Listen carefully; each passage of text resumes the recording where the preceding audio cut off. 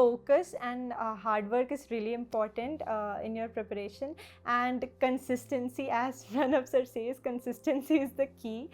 Nothing can beat that. I mean regular, जितना regular रह सकते हो, जितना regular revision कर सकते हो, मतलब lack of practice मत करना कभी भी। जैसे कि आपने एक चीज़ पढ़ी और उसके बाद 4 to 5 मंथ्स तक वो पढ़ा ही नहीं, ऐसे मत करना। वो धीरे धीरे ऐसे मेमोरी से ही निकल जाता है। तो जितना रेगुलरली रिवाइज कर सकते हो, जितना कंसिस्टेंटली प्रैक्टिस कर सकते हो, उतना हेल्प करता है वो प्रिपरेशन में।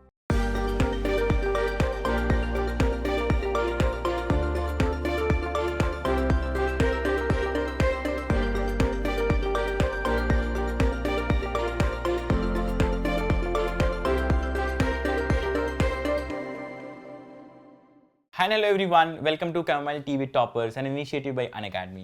मेरा नाम है प्रणव और I am an educator of biology on Unacademy. और हमेशा की तरह आज भी आपके सामने एक बहुत ही खास स्टोरी लेकर के आपके सामने हूँ।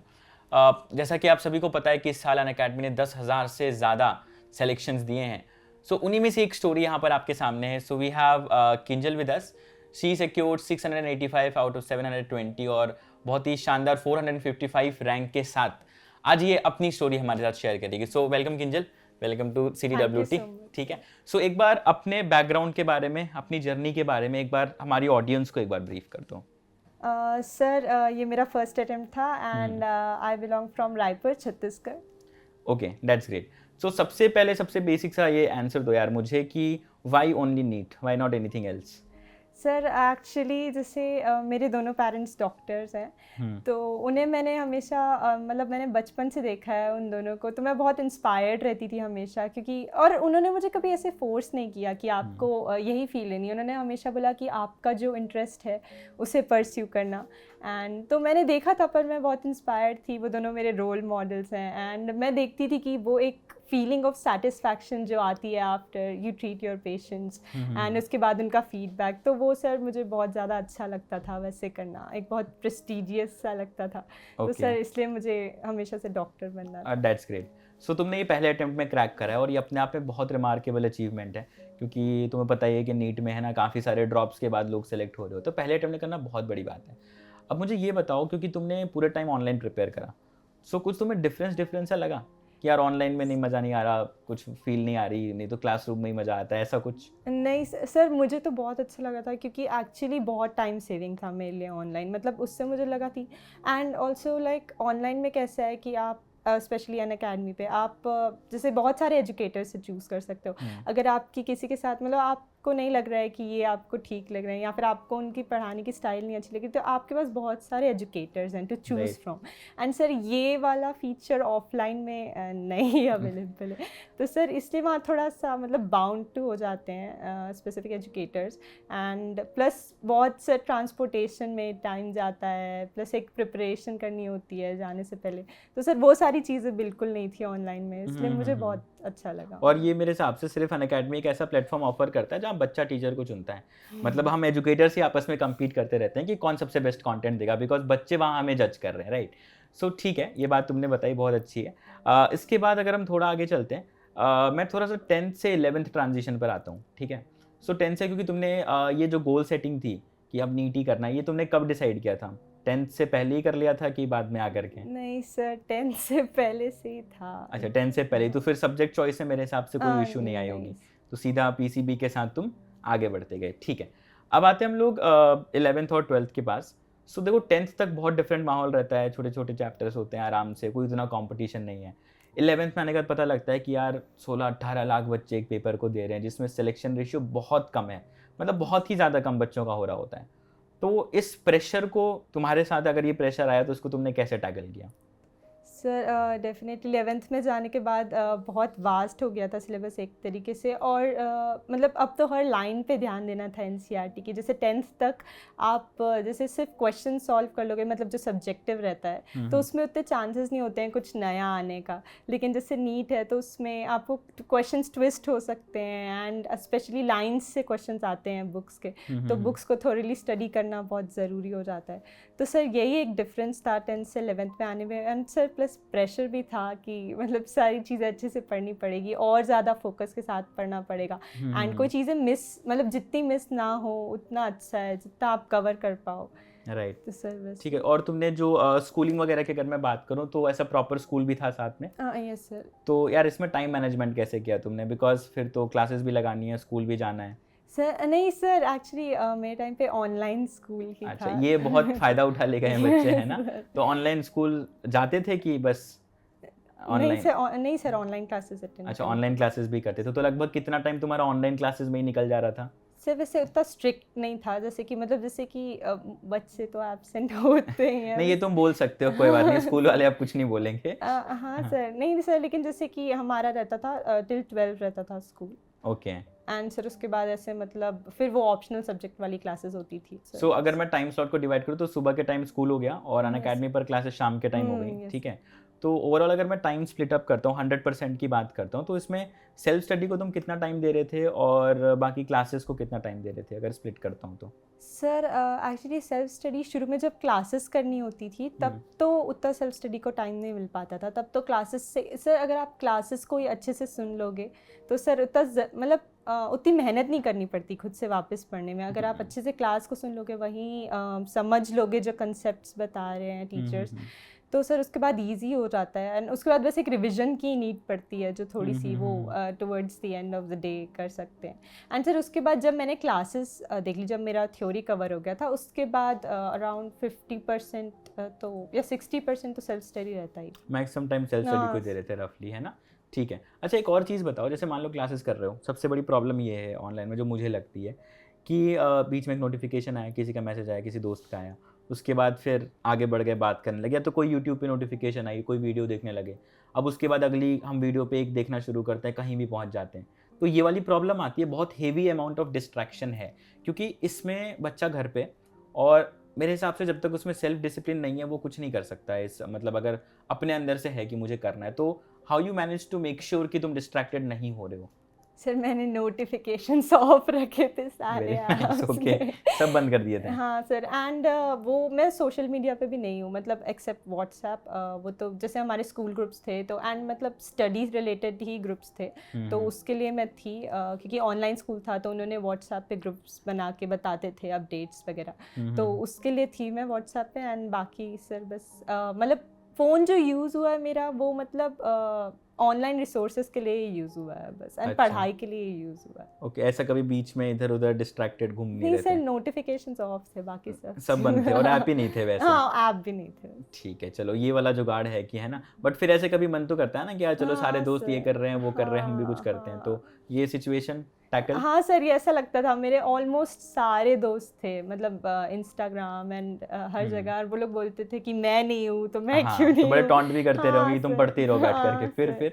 नहीं सर, फिर था कि मतलब जैसे अगर आपको एग्ज़ाम क्रैक करना है तो सर कुछ तो सैक्रिफाइस करना ही पड़ेगा ना। एंड हाँ। सर एक बार वो गोल सेट हो जाता है तो फिर खुद ही सेल्फ डिसिप्लिन मतलब खुद ही आ जाता है ऑटोमेटिकली कि नहीं, आपका गोल है एक और आपको उसको अचीव करना है, तो सर उसके लिए। ठीक है, सो गोल सेट करके अपने आप डिसिप्लिन ले आना। ठीक है, अब हम थोड़ा सब्जेक्ट वाइज चलते हैं, बायोलॉजी से शुरू करेंगे। मैंने ही पढ़ाया है तुम्हें, है ना, 2 साल। तो बताओ यार मुझे, आज तुम समझाओ क्या स्ट्रैटेजी है बायोलॉजी की? सर बायोलॉजी तो कम्प्लीटली जैसा आपने बोला सर, एक तो आप 3 मंथ्स में सीरियसली मेरा 11th-12th का हो गया था बायोलॉजी थ्योरी पार्ट पूरा। तो ये बस आपने होने के बता लिए हो गया था कि समझ भी आया नहीं था? सर, पूरा अच्छे से समझ आया था। आपने जो क्लासेस ली सर, एक्चुअली जैसे आपकी बैचेस सब 11th की बैच भी थी अलग से, 12th की बैच भी थी, एंड सर मैं दोनों ही अटेंड करती थी, क्योंकि आपने बोला था कि जिनसे 11th और 12th दोनों हो जा रहा है वो दोनों अभी कर लो, 11th में ही कर लो, जिससे आगे हेल्प होगी। तो सर मैंने दोनों बैचेस अटेंड किए एंड सर वो हो ही गया बायोलॉजी तो। और आपने सारे मतलब सारे कंसेप्ट क्लियर ही हो जाते थे बस एक ही क्लास में बस देख के, तो उससे 3 या 4 मंथ्स में ही बायोलॉजी हो गया था थ्योरी। एंड सर उसके बाद फिर प्रैक्टिस सेशंस किए हैं। Sir I think practice session से बहुत ज़्यादा ही हेल्प मिली है उससे। मतलब मैंने जितने भी MCQ सॉल्व किए सब उन 3 घंटों में काम आया जो नीट में था। एंड मतलब आपकी स्पीड और एक जो रिफ्लेक्स सेट हो जाता है क्वेश्चंस प्रैक्टिस करने का, तो सर उस तरीके से। ठीक है, तो किंजल को बायोलॉजी में क्वेश्चन पूछते वक्त मुझे ये भी लग रहा है कि इसको मैंने ही बताया, फिर अब ये वापस मुझे बता रही है। अलग ही इंटरेस्टिंग सीन है, चलो कोई बात नहीं। अच्छा मुझे ये बताओ बुक्स को लेकर के, कोई और इधर उधर कौन सी किताब फॉलो करी ये बताओ पहले। सर एनसीईआरटी उसको छोड़ के और कुछ नहीं। नहीं। और बायोलॉजी में अगर मैं नोट्स की बात कर रहा हूँ तो क्या कर रहे हाँ थे? सर, तो जो आप डिटेल में बताना। सर जो क्लास में आप नोट्स बनवाते थे सर, एक्चुअली आपने कुछ भी आउट ऑफ द सिलेबस या उतना ज़्यादा grossly out of the syllabus नहीं पढ़ाया, जितना ज़रूरी है या जितना प्रीवियस ईयर क्वेश्चंस में आया है तो उतना बताया था आपने, एंड बस उतना ही ज़रूरी था। तो सर वो एक अच्छी बात है कि कहीं और आप नहीं जाओगे, मतलब जितना ज़रूरी है बस उसको ही पढ़ोगे और उस पर ध्यान दोगे, वरना फिर दूसरी चीज़ें पढ़ने लगते हैं और मेन चीज़ से ध्यान हट जाता है। तो सर एक वो भी बहुत हेल्पफुल था। आपके नोट्स किए हैं बस बायोलॉजी के लिए फॉर कंसेप्ट क्लियरेंस, एंड उसके बाद एनसीईआरटी की लाइंस के लिए, मतलब एनसीईआरटी ही पढ़ी। ठीक है, कितनी बार पढ़ी एनसीईआरटी तुमने? सर मैंने ऐसे पूरा 4 या 5 बार पढ़ी होगी, और उसके बाद रिविजन तो बहुत बार। मल्टीपल टाइम्स है ना। हाँ ठीक है। अच्छा, बायोलॉजी में एक और चीज़ है कि अगर मैं इसको डिस्ट्रीब्यूट करता हूँ तो एक रटने वाला पोर्शन आता है और एक कंसेप्चुअल पोर्शन आता है। तो कंसेप्चुअल पोर्शन में तो मज़ा ही मज़ा है कि एक बार आ गया तो फिर कुछ भी बन जाएगा, लेकिन रटने वाले में बहुत दुख दर्द है। तो उसको तुमने उस पार्ट को कैसे टैकल किया, कैसे मैनेज किया कि एग्जाम्पल्स नहीं याद हो रहे हैं और फिर बहुत सारी और भी डेट्स नहीं याद हो रहे हैं, नंबर्स जो दे रहे थे इकोसिस्टम इकोलॉजी ऑर्गेनिज्म में नंबर से नहीं याद हो रहे हैं, तो ये प्रॉब्लम्स को कैसे डील किया? पहले तो ये रट्टा मार वाले पार्ट का अप्रोच बताओ। सर मैंने पहले कंसेप्ट वाले चैप्टर्स पढ़ लिए थे अच्छे से, उसके बाद फिर सर आपकी क्लास का भी वैसे ही फ्लो रहता था, पहले सारे कंसेप्ट, सबसे पहले जेनेटिक्स वगैरह। हाँ, एंड उसके मैं थोड़ा बाद खुद ही बोर फील करता हूँ ना उन चीज़ों पे। ठीक है। तो सर उसके बाद जो ये वाले चैप्टर्स थे जिसमें बहुत ज़्यादा मेमोराइज करना पड़ता था, तो जैसे बायोडाइवर्सिटी में बहुत सारे मतलब बहुत सारे एग्जांपल्स हैं, बहुत सारे नंबर्स हैं, तो सर उसमें मैंने सब चीज़ों को अलग से लिख लिया था। ओके। और उसके बाद उसी को बस जब रिवाइज करना होता था तो जैसे 1 पेज नोट्स आपने बोला था उस तरीके से लिख लिया था, जो चैप्टर्स के नहीं याद हो रहा था, जो एग्जांपल्स हैं, एंड सर फिर उसको ही रिवाइज करती थी बाद में। ठीक है, लेकिन उससे याद तो हो जाता है, बस खाली रिवाइज करते करते करते। नहीं सर, स्टार्टिंग में तो बहुत टाइम लगा था, फिर उसके बाद लेकिन बार बार रेगुलर रहने से, फिर अगर आप रेगुलरली उस चीज़ को रिवाइज कर रहे हो तो फिर हो जाता था याद। ठीक है, तो बायोलॉजी को इतने पर ही रखते हैं, थोड़ा आगे बढ़ते हैं और फिजिक्स पे आते हैं। सो बायो में स्कोर कितना तुम्हारा, पहले ये मुझे बताओ। 355। हाँ, ये मैं एक और बार सुनना चाह रहा था, कौन सा गलत हुआ है? सर वो एक स्टेटमेंट बेस्ड क्वेश्चन था ना, ग्लिसरॉल वाला। ग्लिसरॉल वाला गलत हुआ है। ओके, चलो कोई बात नहीं, आगे बढ़ते हैं हम लोग। आते हैं हम लोग फिजिक्स के ऊपर। फिजिक्स में स्कोर क्या रहा तुम्हारा? सर 165। 165। तो अब बताओ, पहले इसमें दुखी होने की कोई बात नहीं, ठीक है, इट्स ओके। हाँ, अब एक्सप्लेन करो फिजिक्स को लेकर के क्या अप्रोच रहा, कैसे पढ़ा तुमने, क्या कर रहे थे फिजिक्स में? सर फिज़िक्स में मैंने 11th से लोकल ट्यूशन ज्वाइन किया था, मतलब रायपुर में ही। एंड सर उनका ऐसा था कि वो 11th में 11th का पढ़ाते थे और 12th में 12th का, क्योंकि सर फिज़िक्स में मुझे लगा पॉसिबल भी नहीं है, अगर आप कोशिश करो 11th 12th दोनों फर्स्ट ईयर पढ़ने की तो वैसे बहुत हेक्टिक हो जाता है। तो सर इसलिए फिर 11th में, और उन्होंने सारे क्वेश्चंस प्रैक्टिस कराए डिफरेंट टाइप्स के, उनके नोट्स बहुत ही मतलब सेल्फ सफिशिएंट है अगर आप फिजिक्स के लिए पढ़ लो तो। एंड सर तो मैंने नोट्स बनाए, वही क्लासेस देखी उनकी भी, मतलब उनकी मतलब ऑनलाइन ही थी क्लासेस कोविड के कारण, वैसे ऑफलाइन होती हैं बट इस वक्त तो सर मैंने वही क्लासेस की अटेंड एंड नोट्स बनाया, उसके बाद नोट्स को रिवाइज किया, न्यूमेरिकल प्रैक्टिस पे ज़्यादा ध्यान दिया and different types of numericals पे, जिससे कंसेप्ट और क्लियर हो जाए। एंड सर वैसे फिजिक्स किया। एनसीईआरटी पढ़ी थी फिजिक्स में? सर 12th की तो पढ़ी थी। 11th नहीं पढ़ी बिल्कुल? नहीं सर, 11th का मैंने SHM पढ़ा था, बाकी उतना ज़्यादा ध्यान नहीं। थोड़ा बोरिंग भी है ना मैकेनिक्स वाला पार्ट, थोड़ा मजा कमाता है। बिल्कुल ठीक है, कोई बात नहीं। अच्छा, तो एनसीईआरटी पढ़े थे, एनसीईआरटी में इन टेक्स्ट क्वेश्चन की तुम्हारे हिसाब से क्या इंपॉर्टेंस है? फ़ायदा हुआ तुमने किए हो और उससे कुछ आउटपुट मिला हो? सर एनसीईआरटी पढ़ने से बहुत ज़्यादा कंसेप्चुअल क्लियरेंस आ जाती है, मतलब और ज़्यादा, मतलब अगर आपको एक बार पता है वो टॉपिक के बारे में, एंड उसके बाद आप मतलब फिज़िक्स की एनसीईआरटी, एंड उसके बाद आप जाके फिज़िक्स की एनसीईआरटी पढ़ो तो बहुत सारी नई चीज़ें भी हैं जो पता लगती हैं, प्लस जितना आपने पढ़ा है वो और रिफाइन हो जाता है मुझे लगता है। जैसे स्पेशली मॉडर्न फिज़िक्स में था तो उसमें जैसे मतलब एटम्स, न्यूक्लियाई, ये सब, और सर उसमें डिटेल में भी दिया है कुछ चीज़ें बहुत ज़्यादा, तो और कंसेप्चुअल क्लैरिटी में हेल्प करता है, स्पेशली 12th की बुक देखा जाए। 12th की बुक अच्छी भी है, मज़ा भी आता है पढ़ने में। और ये भी है ना कि अगर हम डायरेक्टली आते हैं एनसीईआरटी पे तो भी प्रॉब्लम है, एक बार पढ़ करके अच्छे से क्लैरिटी लेकर के फिर एनसीईआरटी पर आए तो वो ज़्यादा बेनिफिशियल रहता है हमेशा। ठीक है, तो बुक में सिर्फ एनसीईआरटी छोड़ के और कोई बुक फॉलो कर रहे थे कि खाली नोट्स? नहीं सर, HC वर्मा मैंने की थी सॉल्व। ओके, खाली क्वेश्चंस की फॉर थियरी एज वेल? नहीं सर, कुछ चीज़ों की थ्योरी जो कभी कभी नहीं समझ आता था, एंड बाकी क्वेश्चंस के। क्वेश्चंस के, और प्रैक्टिस के लिए क्या फॉलो कर रहे थे फिजिक्स में? नहीं सर, वही प्रैक्टिस के लिए मतलब क्वेश्चंस थे प्लस वो जो नोट्स वाले नहीं, क्वेश्चंस कोई स्पेसिफिक बुक अगर रिकमेंड करना चाहो तो प्रैक्टिस के लिए? नहीं सर, ऐसे सर मेरे नोट्स से ही किया है। अच्छा, नोट्स में जो क्वेश्चन थे उन्हीं के साथ तो करते थे? बहुत सारे क्वेश्चंस थे उसमें, तो बस हर चीज़ अच्छा। कवर हो जाती थी। ओके ओके ओके, नहीं दैट्स रियली ग्रेट। ठीक है, फिर अब हम आगे चलते हैं, केमिस्ट्री के पास आते हैं, इसको स्प्लिट करते हैं इनऑर्गेनिक, ऑर्गेनिक, फिजिकल में। सबसे पहले फिजिकल केमिस्ट्री को लेकर के क्या अप्रोच रहा तुम्हारा? केमिस्ट्री में स्कोर क्या है? सर 165। 165, ठीक है। अब मुझे बताओ अप्रोच क्या रहा फिजिकल केमिस्ट्री को लेकर के, डिटेल में समझाना क्या कर रहे थे, क्योंकि कुछ लोग फंस भी जाते हैं कभी कभी, है ना? तो उनके लिए क्या एडवाइस रहेगी, और एक बार अप्रोच बताओ मुझे। सर जैसे मैंने तो केमिस्ट्री में रवि सर को फॉलो किया था अनअकैडमी पे, एंड सर उन्होंने मतलब उनके जो नोट्स थे वही, जैसे फिजिकल केमिस्ट्री है तो उसमें आपको फिर से न्यूमेरिकल पे ज़्यादा ध्यान देना पड़ेगा, जो कंसेप्ट्स हैं पहले क्लियर रखने पड़ेंगे, मेमोराइज नहीं कर सकते। तो वैसे ही है, और प्रैक्टिस पे ज़्यादा, पहले जैसे आयोनिक इक्विलिब्रियम है सपोज, तो सर उसमें भी बहुत सारे अलग अलग तरीके के क्वेश्चंस आ जाते हैं, क्वेश्चंस ट्विस्ट कर देते हैं एग्ज़ाम में। तो सर अगर आपका कंसेप्ट क्लियर नहीं है तो फिर प्रॉब्लम जाएगी सॉल्व करने में।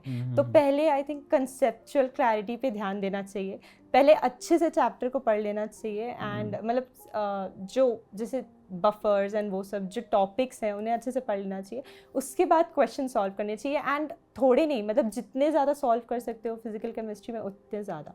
एंड सर जैसे सर ने अलग से प्रैक्टिस सेशंस लिए थे फिजिकल केमिस्ट्री के, तो सर वो बहुत हेल्पफुल थे वो भी। प्रैक्टिस सेशंस अनअकैडमी आपके ऊपर ही, right? Yes sir, Ravi sir ने अलग से क्लासेस ली थी फिजिकल केमिस्ट्री के लिए। ओके, डेडिकेटेडली, नहीं चलो बहुत हेल्प किया होगा वो। और केमिस्ट्री का रफली सिलेबस तुमने 11th में कर लिया था कि 12th में जाते जाते? सर 11th में कर लिया। तो तुमने 11th में ही बेसिकली बायोलॉजी कर ली, केमिस्ट्री कर ली, और 12th में आने के बाद हम 12th पे फिजिक्स पे ही रह गए, मतलब 12th की फिजिक्स। एंड 12th कुछ जो पार्ट है जैसे जो थोड़े रिवीजन नीड करते हैं, जैसे कि वही फिजिकल केमिस्ट्री के कुछ चैप्टर्स हैं, एंड जैसे कोऑर्डिनेशन कंपाउंड, वो सब केमिस्ट्री का थोड़ा 12th में भी पढ़ा। अच्छा, 12th में भी किया उसको। तो रफली तुम्हारे पास कितना टाइम निकल के आया प्रैक्टिस के लिए जो 12th में, मतलब अगर मैं कहूँ कब फ्री हो गए थे सारे सिलेबस को पढ़ने से? सर आराम से 9 to 10 मंथ्स तो होंगे ही, मतलब if not 1 year then 9 to 10 months तो होंगे। उतने में सबका ओवरऑल हो गया था, है ना?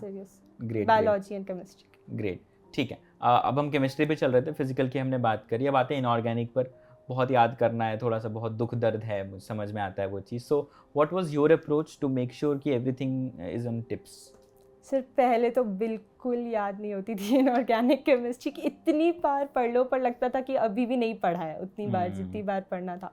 पर सर फिर रिपीटेडली फिर मैंने कुछ चीज़ें थी, जैसे कुछ एस ब्लॉक का कुछ डाटा था, उन चीज़ों को अलग से लिखा एक जगह, एंड वैसे ही 1 पेज नोट्स, जो चीज़ें मुझे नहीं याद होती थी, मतलब सबकी अलग है, कुछ चीज़ें मुझे नहीं याद होंगी, कुछ किसी और को नहीं याद होंगी, वैसे तो जो चीज़ें मुझे नहीं याद होती थी वो मैंने अलग से लिख लिया था। अच्छा। एंड उससे याद किया था, एंड सर बाकी का जो बचा हुआ है वो NCERT से रिवाइज होता था।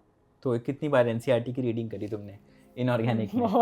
बहुत बार नंबर्स नहीं। आखिरी में भी लग रहा था कि नहीं हुआ है उतने अच्छे से इनऑर्गेनिक, सर वो कभी कंप्लीट नहीं लगेगा। हाँ, वो लगता ही नहीं कभी, है ना, कि कर ही लें, कि ये ना छूट जाए वो ना छूट जाए, वो हमेशा रहता है। ठीक है, सो इनऑर्गेनिक को लेकर के बेसिकली मैं कह दूं कि NCERT पकड़ी, क्लास नोट्स पकड़े, यही काम किया है ना, कोई अलग से कोई किताब फॉलो नहीं करी। For practice of inorganic?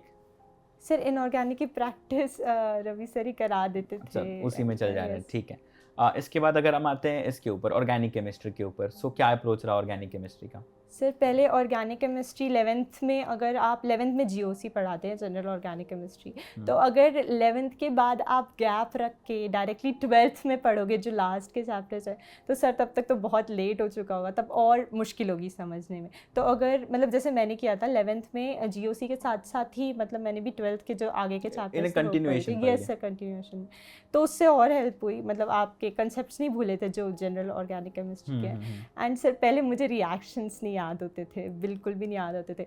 फिर तुमने ऐसा क्या जादुई चीज़ किया, बताओ? हाँ सर, मतलब सर एक सीक्वेंस ऑर्गेनिक क्लासेस लेते थे रवि सर, वो होती थी रात में, तो सर वो अबाउट हाफ एन आवर की होती थी हर दिन, एंड सर उसमें सीक्वेंस्ड रिएक्शंस रहते थे, जैसे इससे ये बन रहा है, फिर नेक्स्ट स्टेप, फिर नेक्स्ट स्टेप, फिर ऐसे करके आखिरी तक, तो हम लोग A to Z जाते थे। तो सर एटलीस्ट 26 रिएक्शंस तो आपके हो ही जाएंगे कवर इस क्लास में, 25-26। तो सर मैंने वो की, मतलब रिलीजियसली फॉलो किया एंड सर धीरे धीरे करके वो करते करते याद होता गया कि इससे ये बनता है, इससे ये बनता है वैसे। तो मेरे हिसाब से रादर देन थिंकिंग हाँ, कि हाँ। ये कैसे करेंगे उससे अच्छा प्रैक्टिस में कंटिन्यूएशन Yes, मेंटेन करना चाहिए, उससे अपने आप चीज़ें सेट हो जाती हैं। ठीक है, सो काफ़ी इलाबोरेटली तुमने सब्जेक्ट्स के ऊपर तो बता ही दिया। अब आते हैं कि चलो अब सारा सिलेबस हो गया है, सब तैयार है एकदम, अब practice versus theory while revising क्या प्रेफर कर रहे होते हो हमेशा? Sir I think practice. Practice तो रफली कितने क्वेश्चंस किए होंगे तुमने? सर बायोलॉजी में तो एटलीस्ट 50,000 में भी, मतलब सर रिपीटेड हाँ हाँ क्वेश्चंस हाँ लेके हाँ सर आपकी इतनी क्लासेस होती थी प्रैक्टिस की। तो और मैं तो 2021 से या 2020 से ही स्टार्टेड था प्रैक्टिस सेशन हाँ ही, हाँ तब हाँ। से ही। तो सर तो वैसे इतने टाइम में तो हो ही जाते हैं, हाँ इसमें कोई बड़ी बात नहीं है। ठीक है, और बाकी सब्जेक्ट से मिला करके टोटल? सर अब नंबर तो पता नहीं होगा, चलो ठीक है। तो प्रैक्टिस वर्सेस थियरी में प्रैक्टिस को हमेशा प्रेफर कर रहे हो, लेकिन यार काफ़ी बार ये होता है कि थियरी रिवीजन भी उतना इंपॉर्टेंट हो नहीं जाता सर, है। जैसे प्रैक्टिस इसलिए प्रेफर क्योंकि आप जब प्रैक्टिस करोगे तो फिर जब आप प्रैक्टिस करने पे पता चलता है कि कौन सा वीक पॉइंट है आपका। जैसे मुझे ये कंसेप्ट नहीं आता, इसके क्वेश्चन गलत हो रहे हैं, राइट। तो फिर आप जाके वापस पढ़ सकते हो उसको। पर सर अगर आप थ्योरी पढ़ते रहोगे तो मतलब पता नहीं चलेगा कि कहाँ वीक जा रहा है, आपको लगेगा सब पढ़ लिया है, पर जब फिर क्वेश्चंस आते हैं फिर वो नहीं बनते। तो सर इससे अच्छा है कि आप क्वेश्चन से अगर थ्योरी पे जाओ तो वो बेटर। ओके, क्वेश्चन से थियरी पे जाएं, है ना? Yes. तो मतलब हम पहले अप्रोच हाँ, समझ लें हाँ, और उसके yes. बाद गलती पकड़ सर के मतलब एक बार पूरी थ्योरी करने के बाद आप फिर क्वेश्चंस प्रैक्टिस करो एंड ठीक है। उसके बाद रिवीजन के लिए वापस। ग्रेट। सो ये सिंपल सा अप्रोच है that can make you crack it, है ना? That's really great. अच्छा, इसके बाद अगर मैं आगे आता हूँ मॉक्स के ऊपर, तो देखो ऑनलाइन में एक बहुत बड़ी प्रॉब्लम ये है कि जब हम ऑनलाइन मॉक पेपर दे रहे होते हैं तो बाजू में एक दूसरा ब्राउज़र भी आ सकता है ना? और मतलब उसमें एक रखना पड़ता है कि हाँ सर्च कर लें आंसर आ जाएगा, काम बन जाएगा, है ना? या किताब सामने रखी रहती है, तो उसमें अपने आप को बहुत कभी-कभी मुश्किल होता है कि अपने आप को कि यार ये नहीं आ रहा है, एक ही देख लेंगे क्या हो जाएगा।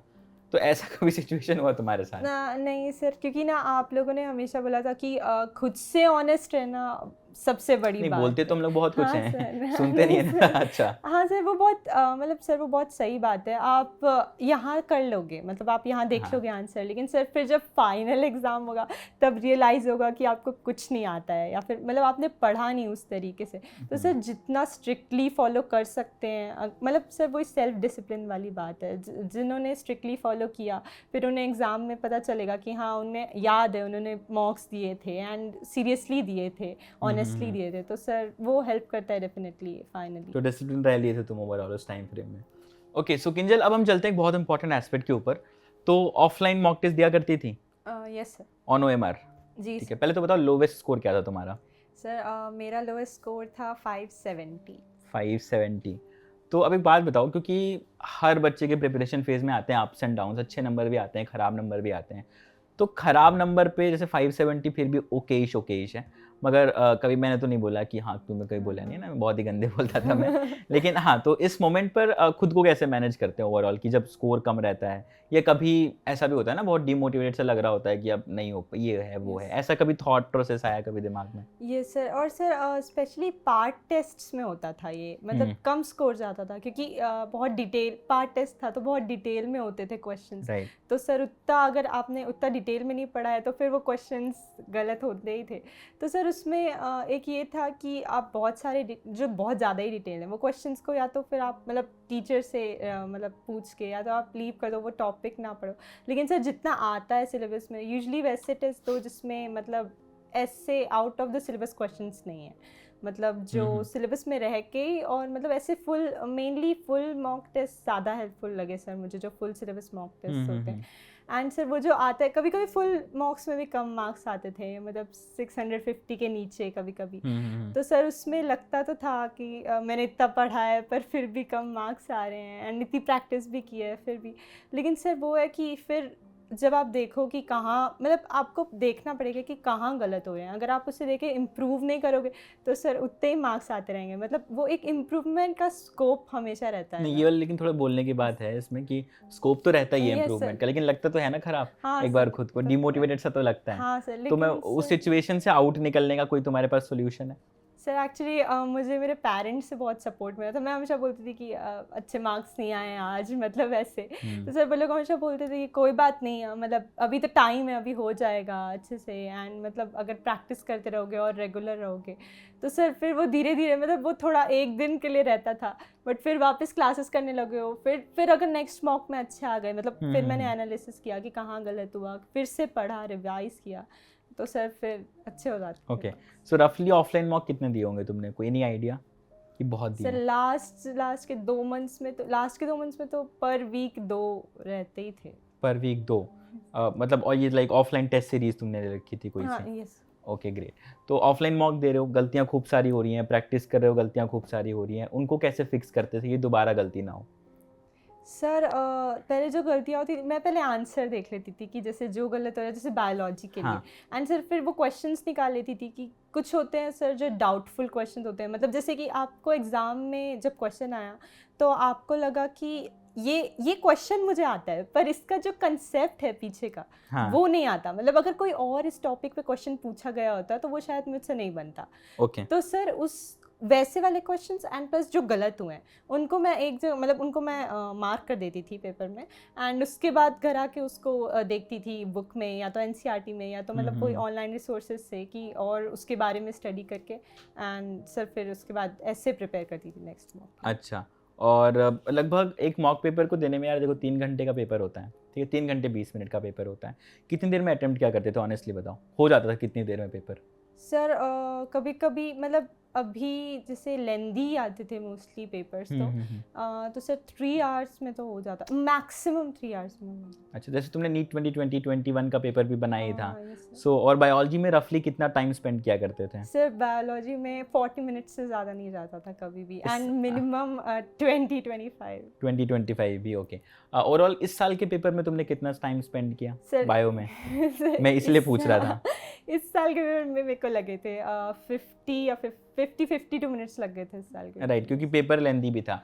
अब देखो बात ये आती है कि जब भी हम मॉक कर रहे होते हैं तो यूजुअली हमारा एक पैटर्न सेट होता है कि फिजिक्स कर रहे हैं, केमिस्ट्री कर रहे हैं, बायो कर रहे हैं, तो तुम्हारा क्या पैटर्न था ये बताओ, फिर मैं क्वेश्चन पे आता हूँ। सर मेरा था पहले बायोलॉजी, फिर केमिस्ट्री, फिर फिजिक्स। ठीक है, अब जैसे इस बार का बायो का पेपर था, तो पहले अगर तुम बायो करते हो तो तुमने 52 मिनट स्पेंड किए बायोलॉजी पे, और ये थोड़ा सा कॉन्फिडेंस को हर्ट करता है, क्योंकि यार मेरा तो बन जाता था 30 मिनट में पेपर, 52 मिनट लग गए। और अब हमने अगर केमिस्ट्री फिजिक्स का पार्ट ना देखा तो दिमाग में ये है कि भाई अगर वो टफ निकल आया तो कैसे बनेगा पेपर। तो ये सिचुएशन क्या पेपर में भी आई थी तुम्हारे साथ इस साल के? क्योंकि बहुत बच्चे अच्छा स्कोर नहीं इसलिए भी कर पाए क्योंकि बायो ने बहुत 1.5 घंटे दे दिए बायो को, तो तुम्हारे साथ क्या ये सिचुएशन आई थी? हाँ सर आई थी। मैंने जब बायोलॉजी अटेम्प्ट किया एंड प्लस OMR फिर फिल करी, तो सर बहुत टाइम हो गया था तब तक, मतलब रेगुलर 30 मिनट्स में हो जाता था हमेशा, 30-35, और इस बार बहुत ज़्यादा एक्सीड हो गया था सर। फिर केमिस्ट्री देखा मैंने, केमिस्ट्री टफ था थोड़ा सा इस बार का, पर सर फिजिक्स ईजी था फिर, तो मैं केमिस्ट्री बनाई सर, उसमें भी टाइम लगा, मतलब यूजुअल से थोड़ा सा ज़्यादा लगा, 5-10 मिनट्स। तो सर उसके बाद मैं बहुत ज़्यादा पैनिक वाली स्टेज में पहुंच गई थी, क्योंकि मैंने फिजिक्स के क्वेश्चंस नहीं देखे थे, मतलब ऐसे देखा नहीं था कि क्या लेवल है। पर सर फिर मैंने सोचा कि मतलब मैंने सच में वहाँ खुद को काम डाउन किया है कि नहीं, मैंने प्रिपेयर किया है, और पैनिक करने से तो सब गड़बड़ ही हो जाएगा। मोटिवेशनल स्पीच दी तुमने खुद को? सर सही में। अच्छा। तो मैंने बोला कि नहीं, फिजिक्स तो अच्छे से करना ही है, कुछ भी हो मेरे को अच्छे से मतलब क्वेश्चंस पढ़ने हैं, क्योंकि सर सिली मिस्टेक्स के बहुत, और सर मेरी 2 सिली मिस्टेक्स ही हुई हैं फिजिक्स में। तो सर वैसे अगर और पैनिक होता तो पूरा क्या सिली मिस्टेक करके ये बताओ सर। मैंने एक जगह ऐड की जगह सब्ट्रैक्ट कर दिया। अच्छा, ये बच्चे जो नंबर लाते हैं वो भी ये कॉमन सी गलतियां कर रहे होते हैं ना, और ये तुम प्रिपरेशन टाइम में भी क्या करते थे? सर इतना इजी था वो क्वेश्चन, मैंने आज तक कभी नहीं गलत किया है वो क्वेश्चन, इस टाइप का क्वेश्चन मेरे मॉक्स प्रैक्टिस में, और सर वहाँ मैं बनाते बनाते हो गया वो, पता हो जाता है वो पैनिक वाली सिचुएशन है, बट फिर भी। एंड सर एक था रिफ्लेक्टेड रे थी, मैंने रिफ्रैक्टेड सोच के किया उसको, तो वही सर पढ़ने में मिस्टेक होगी। मतलब पहले ही मेरे दिमाग में था कि बहुत टाइम जा चुका है, अब मैं अगर इसमें भी टाइम स्पेंड करूँगी ज़्यादा, पर सर फिर मैंने सोचा कि हो ही जाएगा कवर, कुछ भी हो जाए, पेपर तो कंप्लीट करना ही है, मतलब ऐसा था। तो सर फिर इसलिए मैंने थोड़ा सा काम डाउन होकर फिजिक्स अटेम्प्ट किया, एंड सर फिर उतनी ज़्यादा सी मिस्टेक। तो ओवरऑल कितनी देर में किया फिर पूरा paper? Sir overall sir actually हम लोग को 20 या 30 मिनट्स लगे थे वो जो पेपर लेट दिया था एंड OMR फिलिंग करवा अच्छा। रहे थे बीच बीच में आके वो जो वो तो परेशान करते रहते हाँ हैं। सर, तो सर वही लास्ट तक ही गया था मेरे ख्याल से 5:15 पे अच्छा, लास्ट तक ही पूरा कट टू हाँ कट पेपर खत्म किए थे, ठीक है। तो रिव्यू करने का तुम्हें टाइम भी नहीं मिला रहा होगा हाँ नहीं पेपर में, सर ठीक एंड है। सर OMR फील्ड ही थी तो मतलब हाँ, कोई वही, इशू भी नहीं था, हाँ ठीक है, डन अंडरस्टूड। तो पेपर की बात हमने करी, अब मैं थोड़ा सा पीछे आता हूँ। एग्ज़ाम से पहले 1 महीना जो होता है, मेरे हिसाब से वो पूरे साल या तुम 2 साल तैयारी की हो, वो 1 महीना डिसाइड करता है। अगर उस 1 महीने तुम कुछ भी डिस्ट्रैक्ट हुए या ऊपर-नीचे हुआ, तो वो रिज़ल्ट ख़राब होना ही होना है। तो 1 महीने, लास्ट 1 महीने तुमने ऐसा क्या किया कि ओवरऑल जो तुमने 2 साल की मेहनत है, उसका प्रोडक्टिव आउटपुट निकला है?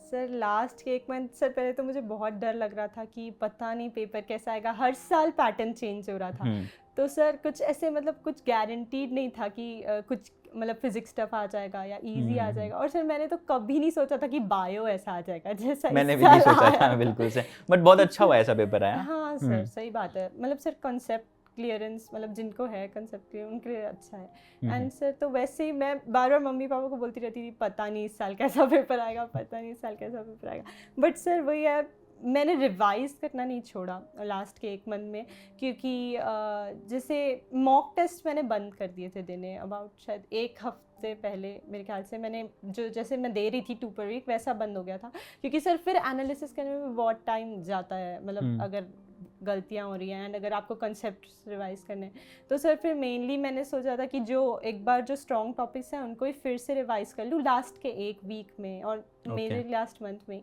एंड जो वीक वाले हैं उनका भी एक बार उतना डीप में नहीं, क्योंकि सर फिर बहुत ज़्यादा टाइम चला जाएगा, जैसे उनकी हाँ, NCERT ना पढ़ो, जैसे फिजिक्स में मेनली जैसे जो क्वेश्चंस गलत हुए हैं सर, वो जो आपने बताया था एक वो मिस्टेक बुक वाला जो है, तो हाँ, सर उसमें जैसे जो क्वेश्चंस गलत हुए थे वो थे उसमें मैंने लिखा था, तो ओके। सर उसको रिवाइज करने से बहुत हेल्प मिली, पुराने चीज़ें हाँ, याद इस पे रहे। एक बार एम्फेसिस दे दूँ कि ये जो मिस्टेक कॉपी का कॉन्सेप्ट है, ये एक बार सबको समझाओ एक बार, क्या चीज़ क्या है ये? सर जैसे मैंने मिस्टेक बुक बनाई थी एक, बायोलॉजी के लिए थी वो मेनली, क्योंकि उसमें ज़्यादा स्टेटमेंट्स मतलब जैसे कि कोई स्टेटमेंट है अगर वो पेपर में आया एंड मुझे नहीं बना वो क्वेश्चन, तो मैं उसके साथ उसके आंसर के साथ लिख देती थी कि इसका आंसर ये है, एंड कभी कभी ऑप्शंस भी लिख देती थी अगर कंफ्यूजिंग टाइप के होते थे, हुँ। एंड सर फिर उसको रिवाइज कर लेती थी, जैसे कि अगर नहीं हो पा रहा है दूसरी चीज़ें भी है तो अबाउट मतलब जैसे एवरी मंथ रिविजन टाइप का वैसा हो जाता था, तो राइट। सर एक जगह अगर आप कंपाइल करके रख लो अपनी जो जो गलतियाँ हुई हैं तो हुँ, सर हुँ, फिर हुँ। वो हेल्प मेरे करता हिसाब है से वो आगे के लिए। बहुत सॉलिड नोट्स बन जाते हैं क्योंकि आपकी हाँ सारी गलतियाँ एक जगह पर हैं और हो सकता है कि वही गलती आप रिपीट करो बिकॉज़ जो आता है वो तो आ ही रहा है यस ना? जो सर। गलत है उसको रिवाइज़ करें और हाँ ऐसा होता है ना कि आप एक बार मिस्टेक कॉपी बना ले रहे हो, तो आपने मानो एक गलती करी, उसको हम डाउट कॉपी कहते हैं वैसे, हाँ ठीक है? इस तुम सर गलत नाम डाउट बोला है, कभी कोई बात नहीं। सर। हाँ, तो अब इसमें क्या रहता है कि जैसे मान लो एक बार हमने उसको रिवाइज़ किया, अब कुछ तो गलतियाँ अपने आप कम हो गई, तो उनको कट करते गए, फिर अगली बार में यही एक स्पेसिफिक हाँ पॉइंट्स है, तो बहुत प्रिसाइज़ रिवीजन हो यस। जाता है, राइट? ठीक है, तो हमने रिवीजन के एस्पेक्ट को भी कवर करा। अब यार चलो डाउट कॉपी से तुम रिवाइज़ कर रहे थे, लेकिन हम जब पूरे साल पढ़ते हैं तो नोट्स अच्छे खासे मोटे-मोटे बनते हैं, मतलब थोड़ा हाइट तो आ ही जाती है अच्छी खासी नोट्स की, है ना? तो अब इतना बड़ा नोट्स का सेट अगर तुम देखोगे तो मेरे को तो खुद पर्सनल बहुत आलस आएगा कि इतना कौन पढ़ेगा यार, ठीक है? तो how did you make sure कि तुमने पूरा सिलेबस रिवाइज़ करना है इस गिवन टाइम फ्रेम में फिज़िक्स, केमिस्ट्री, बायोलॉजी? तो सब्जेक्ट वाइज़ तुमने कोई शॉर्ट नोट्स बना रखे थे कि क्या कर रखे थे दैट मेड श्योर कि रिवीजन अच्छे से हो पाए? सर बायो के लिए तो ये डाउट कॉपी थी, प्लस बायोलॉजी में सर उतना रिवीजन का नीड नहीं पड़ा, इतने मतलब जो क्वेश्चंस इतने प्रैक्टिस हाँ। किए गए थे वो मतलब याद ही हो गए थे एक तरीके से, हुँ। And sir mainly NCERT revision पे फोकस ज़्यादा था, क्योंकि ठीक लाइन है। से एक बार जितनी बार देख लो लाइन हाँ, से और इस बार उतना वो बहुत अच्छा। काम भी आया होगा कि लाइनें हाँ ही पेपर में आई थी यस सर बिल्कुल। यस। ठीक है। एंड सर केमिस्ट्री के लिए था कि सर मैं केमिस्ट्री के आखिरी तक क्लासेस करती थी वो ऑर्गेनिक वाली, तो हुँ। सर उससे और रिवाइज ही होता रहता था, कभी कभी वही सीक्वेंसेस रिपीट होते थे, तो सर उससे भी हेल्प मिली, and inorganic physical sir inorganic भी आखिरी तक ही पढ़ रही थी, NCERT ही पढ़ रही थी, और मतलब जितनी बार हो सके और रिवाइज, जैसे जो टाइम स्लॉट्स हैं, जैसे केमिस्ट्री जब मेरे को पढ़ना होता था तो मेजर पार्ट इनऑर्गेनिक को डिवोटेड था कि अच्छा। उसकी बुक जितनी बार रिवाइज हो सके, एंड सर बाकी फ़िज़िक्स के लिए कुछ न्यूमेरिकल्स थे जो मुझे नहीं बनते थे स्पेसिफिकली, जैसे कि कुछ पर्टिकुलर टॉपिक के नहीं बनेंगे, हुँ। तो सर उस टॉपिक को ज़्यादा टाइम देना, ज़्यादा रिवाइज करना लास्ट में। तो सारा रिवाइज़ नहीं कर रहे थे नहीं तुम? सर ज़्यादा सर पूरा रिवाइज मतलब हो ही नहीं सकता था, बहुत सारे नोट्स थे मतलब बहुत हाँ। वही। तो पिन पॉइंटेड रिवीजन हाँ, की सर। स्ट्रैटेजी फॉलो कर रहे थे। ग्रेट। सो आई गेस हमने हर एक एस्पेक्ट को कवर करा, जितनी भी पॉसिबिलिटीज हैं, जितने भी पॉसिबल क्वेश्चंस हो सकते हैं, लेकिन एक सवाल अभी रह गया, क्योंकि तुमने पहले अटेम्प्ट में क्रैक करा है और तुम्हारे बोर्ड्स ऑफलाइन हुए थे ना? हाँ, यस सर। हाँ वही तो, नहीं तो कुछ ऑनलाइन वाले भी रहते हैं। हाँ, तो बोर्ड्स ऑफलाइन था और बोर्ड्स में तुम्हारा कितना परसेंटेज बना? 98.4। 98.4% बना। तो अब ये एक बहुत सीरियस क्वेश्चन आता है, तुम सभी बहुत जूनियर्स भी पूछेंगे कि यार ये मैनेज कैसे करना होता है बोर्ड्स को, नीट को, कि बोर्ड्स में तुम्हारे अच्छे खासे नंबर चले आए। सो अब ये बताओ, how did you make sure कि हाँ भाई बोर्ड्स भी बैलेंस जा रहा है, नीट भी अच्छा जा रहा है, सब सेट जा रहा है एकदम? सर जैसे मैंने ना बोर्ड्स को बोर्ड्स जैसे देख के नहीं पढ़ा था, मतलब मैंने सोचा था कि बोर्ड्स के लिए जो मैं पढ़ रही हूँ वो मतलब नीट के लिए तो हेल्प करेगा ही, क्योंकि हम लोग को इस बार जैसे हमारा टर्म 1 था एंड टर्म 2 था, तो टर्म 1 में ऑब्जेक्टिव टाइप क्वेश्चंस आ रहे थे जो OMR पे फिल करने थे वहाँ। तो सर उसके लिए मतलब वो लोग मतलब जो MCQ सेट हुआ था वो बिल्कुल वैसे ही था जैसे नीट में सेट होता है, जो अच्छा। क्वेश्चंस आए थे। तो सर वो भी एक तरीके से हेल्प ही करने वाला था, तो सर मैंने भी सीरियसली पढ़ा था। पर जैसे कि होता है ना कि हम बोर्ड्स के लिए ये टाइम दे देते हैं, नीट वाली जो पढ़ाई है वो इस टाइम करेंगे, तो सर वैसे नहीं था। जैसे मेरे को 12th का पढ़ना था एंड 11th का भी साथ में ही पढ़ना था। हाँ। तो जो टाइम मैंने बोर्ड्स की स्टडी के लिए दिया है, मतलब अपार्ट फ्रॉम वो जो लास्ट का मंथ था जिसमें बोर्ड्स थे, उसमें मैंने जैसे 12th की पढ़ी NCERT एंड सर वो 12th का वहीं कंक्लूड हो गया। फिर जो बाकी बचा हुआ टाइम था वहाँ मैंने 11th का नीट के पर्पस से रिवाइज किया था। ओके। एंड सर जैसे एग्ज़ाम के वक्त 10 डेज़ का जैसे गैप था बायोलॉजी के एग्ज़ाम के लिए, तो सर मैंने 8 दिन तो एटलीस्ट पूरा नीट के लिए पढ़ा था, मतलब पूरा अच्छा। PCB पूरा पढ़ा था, फिजिक्स केमिस्ट्री बायो जैसा चलता है वैसे, जैसे कि ये अच्छा। सोच के कि एग्ज़ाम ही नहीं है। उसके हाँ, बाद हाँ। लास्ट के 2 दिन में मैंने बायो को ज़्यादा मतलब बार बार वही NCERT पढ़ी थी, ताकि मतलब सब्जेक्टिव भी लिख पाएँ जो टर्म 2 था। एंड जैसे अगर कुछ क्वेश्चंस आए जिसमें ज़्यादा लिखना पड़ा तो उसके लिए भी NCERT रिवाइज की थी, मतलब लास्ट में एम्फेसिस दिया था, ऐसे पूरे टाइम वही नहीं पढ़ा था। ओके। तो मतलब क्योंकि काफ़ी लोग ना 10 दिन का गैप मिलता है ना, तो उसमें तो पहले तो 5 दिन सोते हैं, डिसाइड करते हैं कि कैसे पढ़ें, फिर आखिरी के 5 दिन तैयारी शुरू करते करते 1 दिन बचता है। मैं ऑनेस्टली बता रहा हूँ कैसे बच्चे पढ़ते हैं, और उसके लिए फिर बोर्ड के लिए जो पढ़ के निकले। लेकिन ये जो टाइम जो मिलता है इसको नीट के लिए भी यूटिलाइज किया जा सकता है। और मेरा तो ये कि अगर एक बिग सर्कल है वो नीट है, तो उसके अंदर एक छोटा सर्कल बोर्ड आ जाता है, तो अपने आप ही कवर हो रहा होता है syllabus. And that's a great achievement Kinjal, honestly, है ना? एक message for all the NEET aspirants जो भी नीट अटेम्प्ट करने वाले होंगे, one message from your end for all the our viewers. I think focus and hard work is really important in your preparation, and consistency, as Pranav sir says, consistency is the key. Nothing can beat that. I mean regular, जितना regular रह सकते हो, जितना regular revision कर सकते हो, मतलब lack of practice मत करना कभी भी। जैसे कि आपने एक चीज़ पढ़ी और उसके बाद 4 to 5 मंथ्स तक वो पढ़ा ही नहीं, ऐसे मत करना, वो धीरे धीरे ऐसे मेमोरी से ही निकल जाता है। तो जितना रेगुलरली रिवाइज कर सकते हो, जितना कंसिस्टेंटली प्रैक्टिस कर सकते हो, उतना हेल्प करता है वो प्रिपरेशन में। That is really on point, है ना? Consistency is the key overall. जितना कंसिस्टेंट एफर्ट सही डायरेक्शन में रिजल्ट दिला जाता है, बिल्कुल से, ठीक है। And this brings us to a very interesting segment of CWT, जिसको हम कहते हैं रैपिड फायर, ठीक है। तो इसमें हम, तुमने देखे हैं पहले इंटरव्यू CWT के? रैपिड फायर सेक्शन देखा है, ठीक है। तो हम इस पे आएंगे, हम इसमें कुछ बहुत ही फटाफट शानदार सवाल तुमसे पूछ रहे होंगे और तुम्हें सोचने का टाइम बिल्कुल नहीं मिलेगा, ठीक है। तुम्हें तुरंत आंसर देना है उन सवालों के, ठीक है। तो सवाल बस हम शुरू करें, ऑल सेट? Yes sir. ठीक है। So let's move ahead with the very interesting section of our this interview, that is the rapid fire round.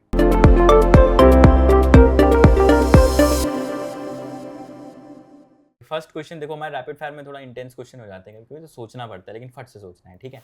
पहला सवाल, so if you had to change your name, what would your new name be and why would you choose that name? Sir, I've always thought Maya was a good name.